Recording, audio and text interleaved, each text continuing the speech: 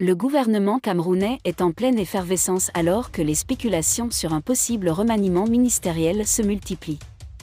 Le Premier ministre Joseph Diangut, quant à lui, poursuit ses efforts pour résoudre la crise anglophone et se rend à Buea pour faire le bilan du dialogue national qu'il a initié. Désolé de vous interrompre, ce rapport peut contenir des commentaires soumis au choix de l'auteur. S'il vous plaît, si vous êtes nouveau sur cette chaîne, veuillez vous abonner et activer la cloche de notification.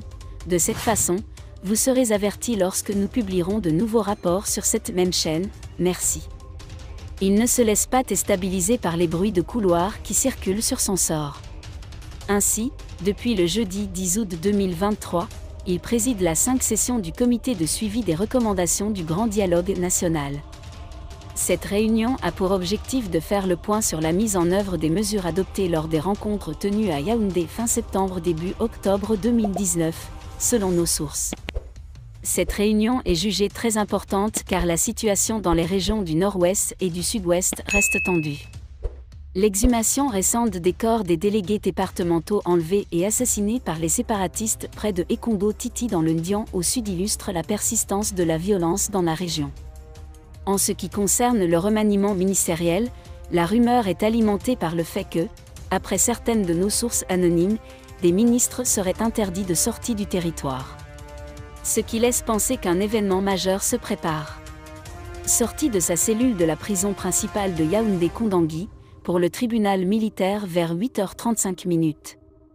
Le patron du groupe L'Anecdote, suspecté d'être le commanditaire du meurtre du journaliste Martinez Ogo, n'y est retourné que mercredi, vers 20h du soir.